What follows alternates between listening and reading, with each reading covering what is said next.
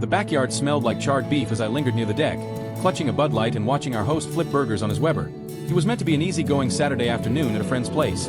Another ordinary suburban get-together with the same familiar faces. The sort of day where work worries fade and you just savor the food and company, until everything collapsed in a heartbeat. Stop acting like we're married. You don't get a say in where I go or who I'm with. Her voice sliced clean through the chatter. Every head in that yard swung toward us. The guy at the grill froze mid-flip. Conversations evaporated. Even the neighbor's dog fell silent. My wife stood firm, hands on her hips, cheeks flushed with rage, directing her contempt at me as if I were a stranger daring to question her. All because I had merely asked whether she planned to tell me where she was going when she said she was leaving for the whole weekend. The quiet stretched on like forever. Then someone snorted, then another, and soon half the party was trying to smother laughter behind their cups, clearly entertained by watching a man be publicly shredded by his own spouse.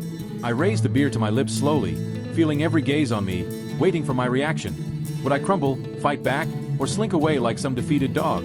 The odds were probably on me repeating the same pattern I'd followed too many times. Apologize for what I hadn't done and pretend everything was fine.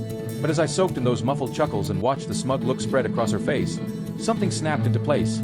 A cold, composed clarity that felt almost liberating. I smiled. Not the awkward, forced grin of someone trying to laugh off humiliation, but an honest, slightly amused smile that seemed to throw everyone off. "You're absolutely right," I said, my voice carrying across the suddenly quiet yard. "We're not married." The laughter died. Every single person went still. Even she looked taken aback, clearly not expecting that.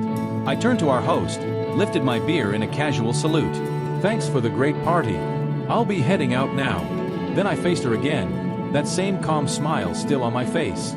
"Enjoy your weekend away. Take all the time you need to think." The walk to my car felt at once the longest and shortest distance I'd ever covered. Urgent murmurs rose behind me, but I didn't look back.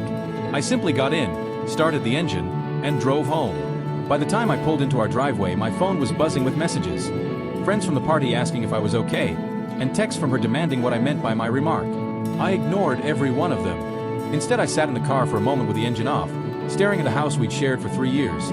The place where she'd been making me feel like an unwanted guest for months, where every talk turned into a power play and every suggestion I made was treated like an assault on her freedom. She wanted to behave like she was single. She wanted to tell everyone we weren't truly married. Fine. I took out my phone and made the first call. The locksmith could come Monday morning right after she left for her weekend of thinking. By the time she returned, she'd learn exactly what single meant. I couldn't help but notice the irony. For months she'd been nudging boundaries, testing limits, seeing how much disrespect I'd tolerate. Each time I tried to call it out, she'd flip it on me, paint me as the bad guy for wanting basic courtesy for my wife. Well, she'd finally gone too far, and she'd done it in front of people who could testify. As I walked into the house, I could already imagine her face when she tried her key and it didn't work, when she found her things packed neatly on the front lawn, when the neighbors explained why her ex-husband had decided to give her exactly what she wanted. My phone buzzed again, another frantic text from her, full of question marks and capital letters. I powered the phone down and went to the kitchen for another beer. After all, I had a busy weekend ahead, calls to make, plans to set, and a crystal clear message to prepare. She wanted to be single so badly she'd announced it to a backyard full of people. Monday morning would prove that sometimes you truly get what you ask for. Monday arrived with military precision. She left at 6 a.m. for her weekend, hauling an oversized suitcase and muttering about needing space to evaluate our relationship. The moment her car rounded the corner, I was already dialing the locksmith. "Can you be here by 8? I asked. "Sure thing. Standard lock change. Every single one. Front door, back door, garage. I wanted it bulletproof." By 7:45, I was in the driveway with a fresh cup of Dunkin' coffee watching the locksmith van pull up. The tech, a middle-aged man with rough hands and a no-nonsense look, sized me up and nodded like he'd seen this scenario countless times before. "Wife problems?" he asked as he hauled his toolbox out. "Ex-wife problems," I corrected, and his knowing grin told me he'd heard that one a lot. While he changed the locks, I moved on to phase 2. 3 years of marriage meant a lot of stuff, and I wasn't tossing her things into trash bags like a petulant teen. This needed to be done properly, professional and undeniable. I drove to Home Depot and loaded up on 20 moving boxes, packing tape, and bubble wrap. If she wanted to accuse me of being unreasonable, she'd have to explain why her clothes were folded, her photos wrapped with care, and everything organized by category. The irony hit me as I pushed the cart. When I'd suggested we talk about communication 3 months ago, she'd laughed and called me dramatic.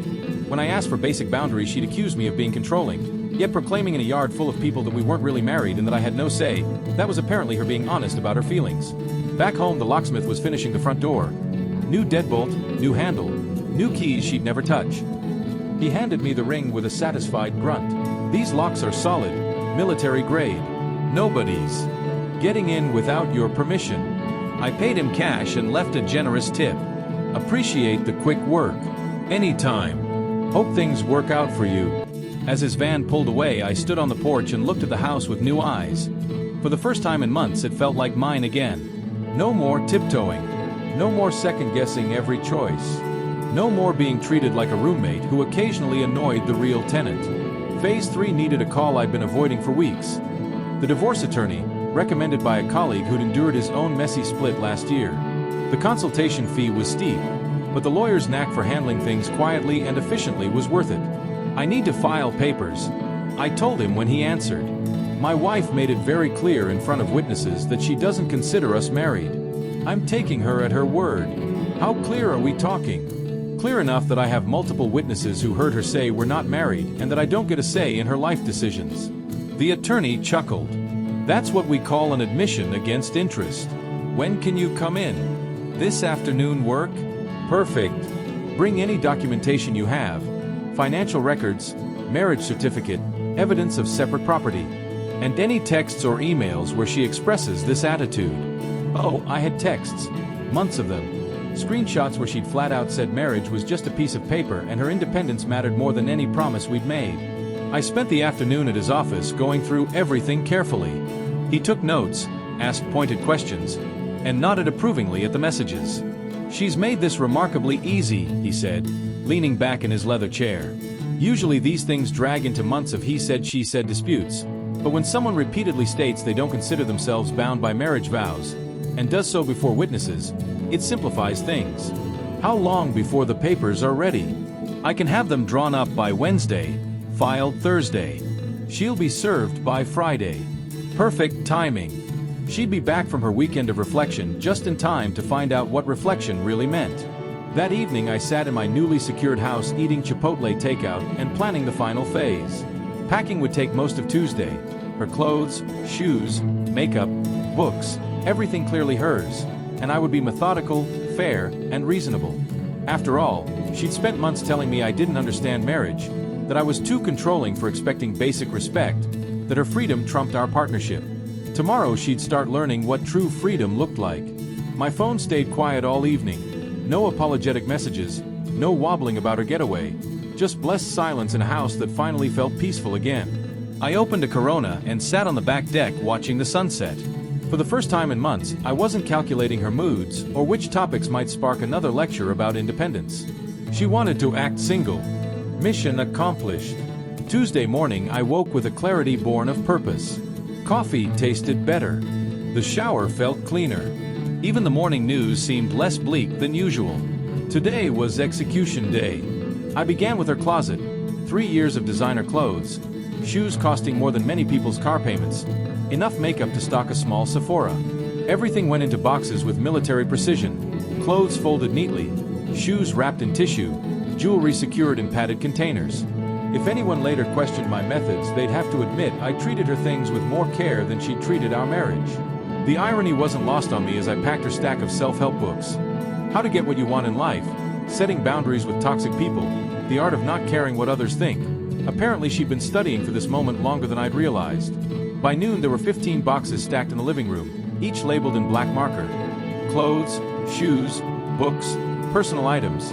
No angry graffiti, no petty notes, just clean, professional organization that would be impossible to attack. Phase 2 required a run to Target for a blue tarp. The forecast promised clear skies through Friday, but I wasn't risking her electronics. I spread the tarp across the front lawn like I was staging the world's most organized yard sale, then placed the boxes methodically so they were visible from the street but shielded from the elements. Her yoga mat went on one pile, the throw pillows she'd insisted on for the couch on another. The neighbors were definitely watching. Mrs. Patterson across the street had been at her window for 20 minutes, probably mentally cataloging details for the next block barbecue. 2 houses down, the retired guy who walks his dog slowed his pace considerably. Perfect. The more witnesses, the better. At 2 p.m., I knocked on Mrs. Patterson's door. She answered wearing the eager look of someone who'd been waiting for this exact moment. Afternoon, Mrs. Patterson. Just wanted to let you know my wife is moving out. If she comes by asking questions when she returns from her trip, you can tell her that her ex-husband said she wanted to be single. Her eyes widened. Oh my, are you sure about this, dear? She made that very clear at the barbecue Saturday that we're not really married, I said. I'm just making sure her living situation matches her stated relationship status. Mrs. Patterson nodded slowly, the kind of nod that said she'd already heard Saturday's drama via the neighborhood grapevine. Well, if that's what she wants. Exactly what she wants, I confirmed. Have a good day. Next stop, Facebook. I'd been dreading it, but it was necessary. I changed my relationship status to single, updated my profile picture to one that didn't include her, and blocked her on Instagram, Twitter, and Snapchat for good measure. Within an hour, my phone filled with notifications. Friends from the barbecue suddenly took a keen interest in my social updates. Her friends were probably calling her already, but I put my phone on silent hours ago. The attorney called at 4 with news. Papers ready for review. Want to swing by before 5? On my way. His office felt different this time. Less consultation, more war room. The divorce petition was thick, official, and utterly final. 2 signatures and a filing fee, and her weekend of reflection would be a permanent lifestyle change. One thing, the attorney said as I signed. She's going to be angry, probably threaten to take you for everything she's got. Don't engage. Don't argue. Just refer her to my office. What can she realistically get? Not much, he said. You've documented her repeated statements about not considering herself married. She's shown a pattern of refusing marital obligations. Plus, most of your assets are separate property from before the marriage. I signed the last page with a sense of satisfaction. When will she be served?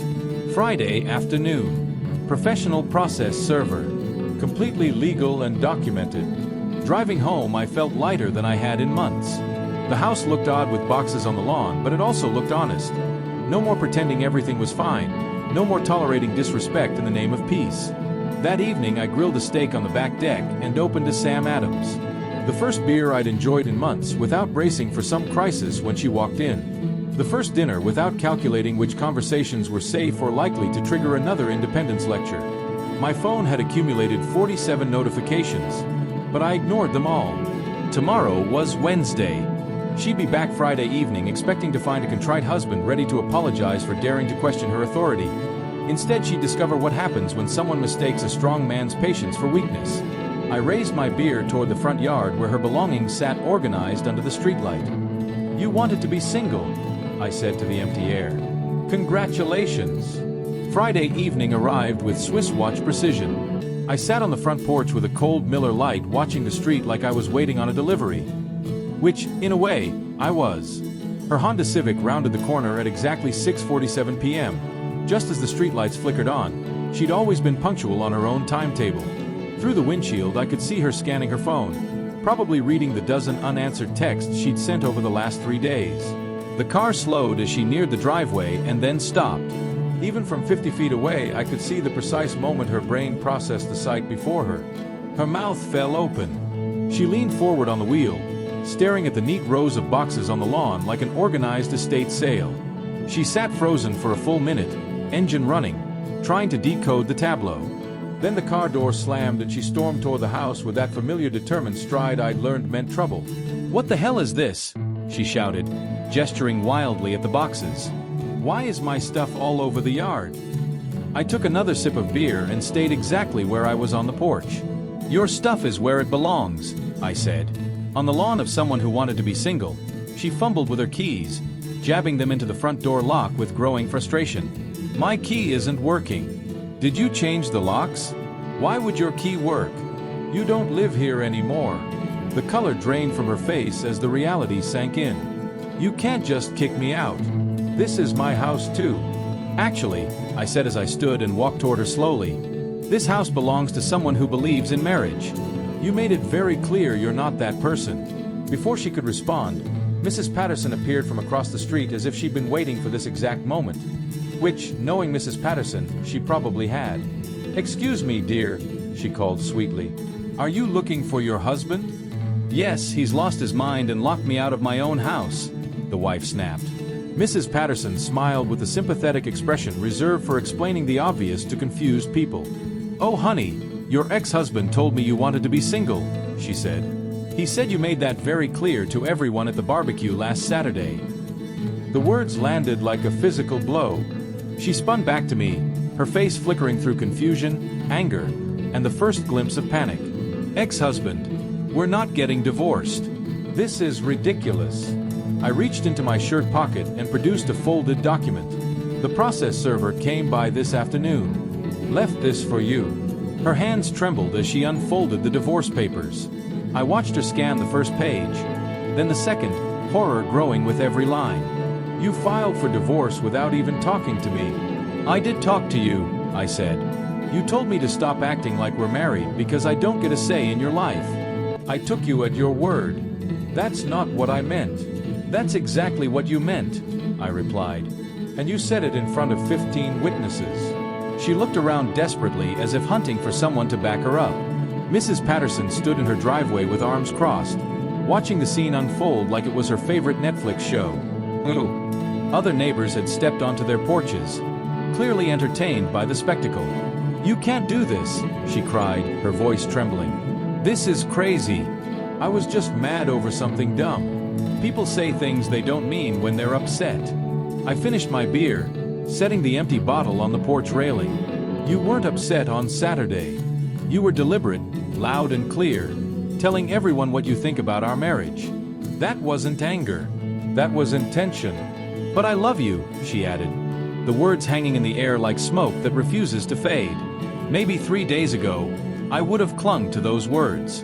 Maybe 3 days ago, I'd have wanted to believe them. Now, they sounded empty. Love, I scoffed, colder than I intended. You don't love me. You love the comfort of having someone to blame. You love having a roommate you can treat like a child when it suits you. That's not love. Tears welled in her eyes as she stepped closer. Please, let's just go inside and talk this out. Like adults. Adults don't humiliate their spouses in front of an audience. Adults don't declare to a crowd that their marriage means nothing. Adults don't ignore calls and texts for 3 straight days. I needed time to think. Well, congratulations. You've got all the time and space you ever wanted. She stood there in the driveway, staring at her belongings scattered across the grass. The confident woman who had laughed off our marriage in front of our friends was gone, replaced by someone realizing her words carried consequences. Where am I supposed to go? She whispered. I shrugged. Wherever you thought you'd go when you told everyone we weren't really married. Wherever you thought you'd go when my opinions stopped mattering. From across the street, Mrs. Patterson cleared her throat. Sweetheart, there's an extended stay hotel 10 minutes down the highway. Reasonable prices for people in transition. The look of betrayal on my wife's face was almost funny. Even the neighbors weren't on her side anymore. This isn't over, she muttered, pulling out her phone. I'm calling my lawyer. Perfect, I replied. Have them call Miller and Associates. They'll handle the paperwork. As her fingers shook scrolling through contacts, I turned toward my front door. Behind me, her frantic phone calls began, probably begging friends who'd witnessed her Saturday performance to back her up. I paused at the door, glancing one last time. She stood among her boxes, phone pressed to her ear, looking exactly like what she claimed she wanted to be. Single. Saturday morning, the storm arrived. My phone buzzed at 7 a.m. When I didn't answer, she started pounding on the front door so hard I thought she might crack the new deadbolt. I opened it slowly, coffee in hand, still in pajamas, looking like a man who'd slept better than he had in months. Because I had.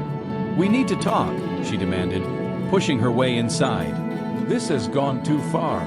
I shut the door behind her, leaning against it, watching her pace the living room like a caged animal. She'd clearly stayed at that hotel Mrs. Patterson suggested, and it hadn't improved her mood. Sit down, I said, motioning to the couch. Coffee. I don't want coffee.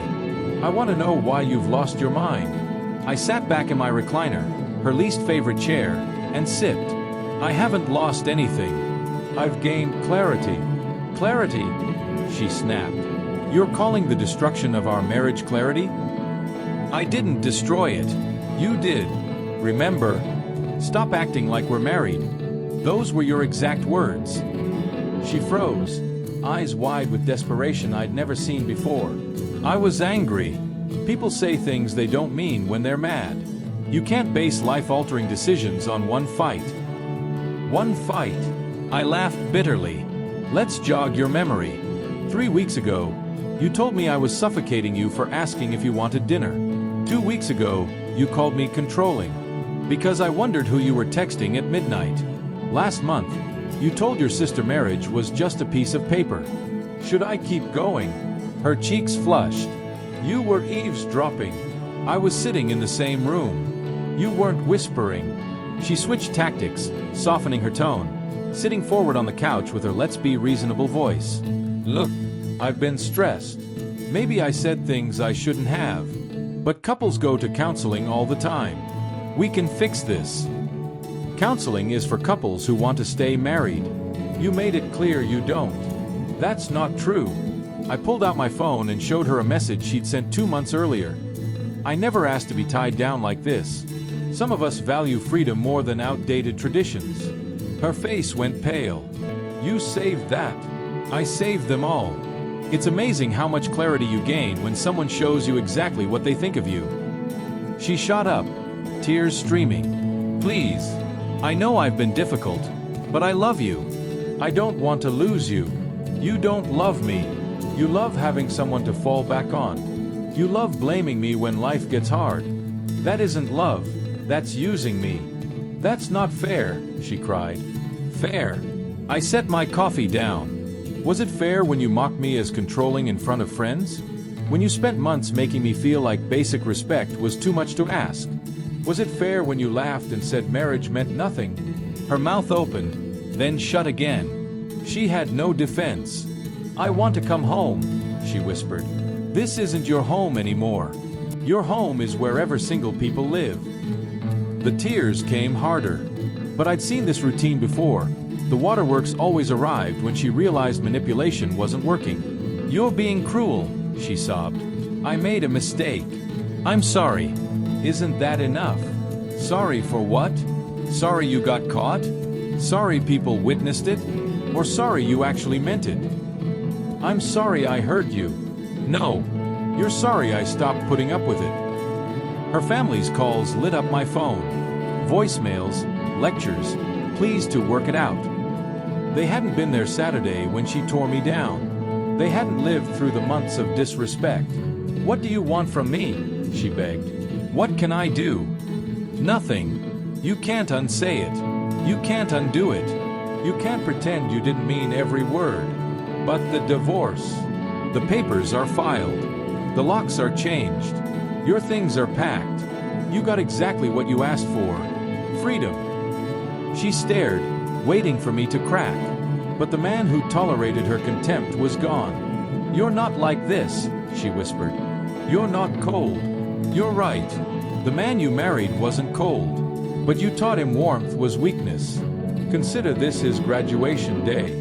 3 weeks later, I was at Applebee's, eating a burger, when I spotted her at another table, trying to convince mutual friends she was the victim. Judging by their uncomfortable faces, it wasn't working.